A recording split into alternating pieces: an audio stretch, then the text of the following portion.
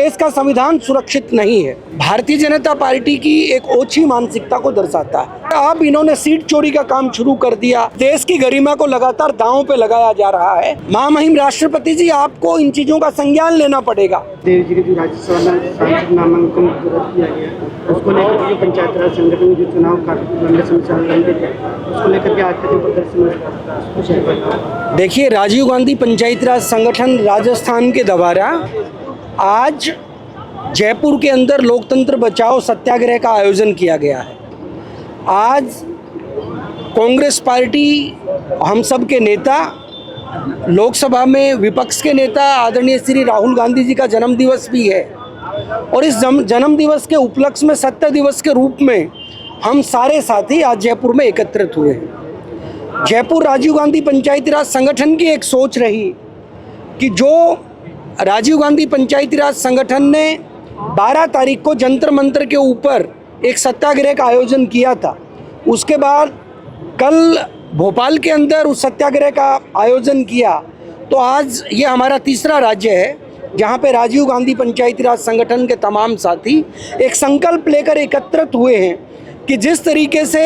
जिस अलोकतांत्रिक तरीके से वो इलेक्शन कमीशन ऑफ इंडिया ने कांग्रेस राज्यसभा प्रत्याशी सुश्री मीनाक्षी नटराजन जी का मध्य प्रदेश से राज्यसभा नॉमिनेशन जो रद्द किया, और जबकि मीनाक्षी नटराजन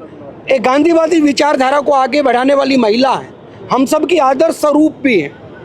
एक ऐसे विचार को इस देश की राज्यसभा में जाने से रोकना जो जोड़ने वाला विचार है, वो भारतीय जनता पार्टी की एक ओछी मानसिकता को दर्शाता है। आज एक संकल्प जो हमने जंतर मंतर पे लिया था कि इसके विरोध में देश भर के अंदर हर राज्य में जाकर हम जन जागृति का भी काम करेंगे और अगली पीढ़ी के समक्ष भी ये बात रखेंगे कि अगर देश का संविधान सुरक्षित नहीं है, बाबा साहब भीमराव अंबेडकर ने जिस संविधान के अंदर समानता की बात रखी, यानी सबको चुनाव लड़ने का अधिकार है, सबको वोट डालने का अधिकार है, तो पहले इन लोगों ने वोट चोरी का काम किया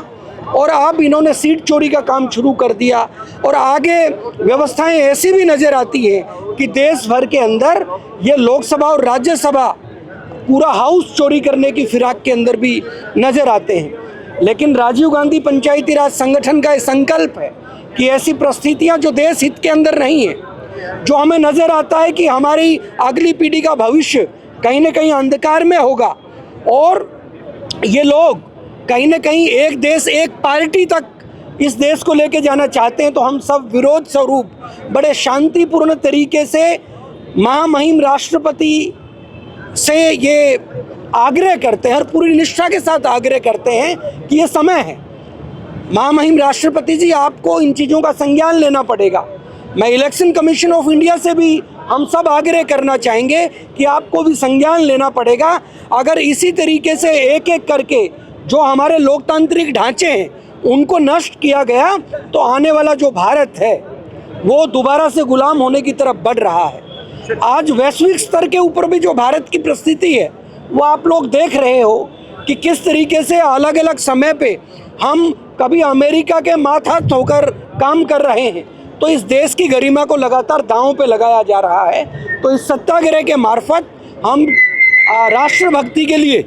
कि हम सब साथियों को आगे आगे आग्रह करना चाहिए कि इस देश के लोकतंत्र को, बाबा साहब भीमराव अंबेडकर के संविधान को हम सबको मिलकर बचाना पड़ेगा। सर, इसको आप खारिज कैसे मान रहे हैं? मेरा नाम सुनील है, मैं राजीव गांधी पंचायती राज संगठन का कार्यकर्ता हूं। सर, कहा जा रहा है कि उन पर एक आधिकारिक मामले के तहत जो है उनका रिटर्निंग ऑफिसर ने नामांकन रद्द किया है। ये मैं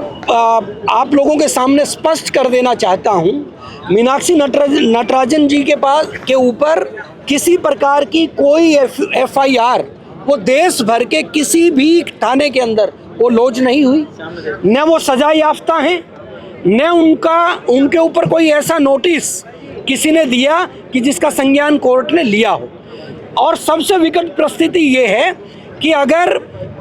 किसी के फॉर्म के अंदर कोई त्रुटि आती भी है तो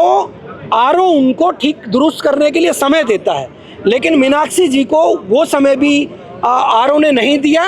और RO के पास ये ताकत भी नहीं है कि वो फॉर्म 26 को रिजेक्ट करे। इसके बावजूद फॉर्म 26 को रिजेक्ट करना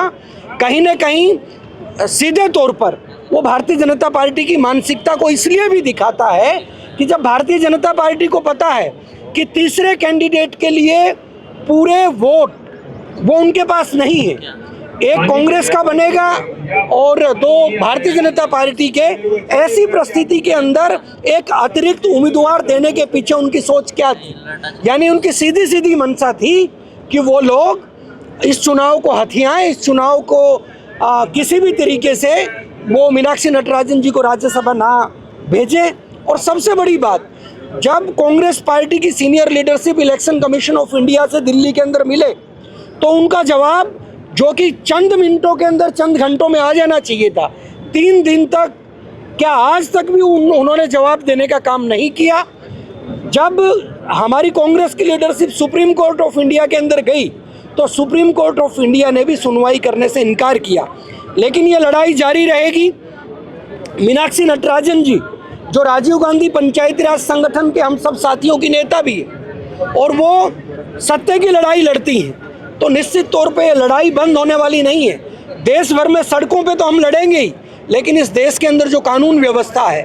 वो कानून के तहत भी हम इलेक्शन कमीशन ऑफ इंडिया को चुनौती देंगे। आज आपका सत्याग्रह, इसके बाद अगला कदम क्या होगा? सत्याग्रह के अंदर यहाँ के राज्य अध्यक्ष CB यादव जी, जो राजीव गांधी पंचायती राज संगठन को लीड करते हैं, यहाँ की प्रभारी रीना वाल्मीकि जी, यहाँ के तमाम राजीव गांधी पंचायती राज संगठन के national office bearer Mohan Dagar ji, Vidyeshwari ji, Sitaram Lamba ji और पूरी टीम, सबने मिलके ये डिसीजन भी लिया कि ये सत्याग्रह वो हम जिले लेवल के ऊपर और उसके बाद पंचायत लेवल के ऊपर लेके जाएंगे, ताकि इस देश को पता चले कि किस तरह की परिस्थितियाँ वो भारतीय जनता पार्टी ने इस देश के सामने खड़ी कर दी।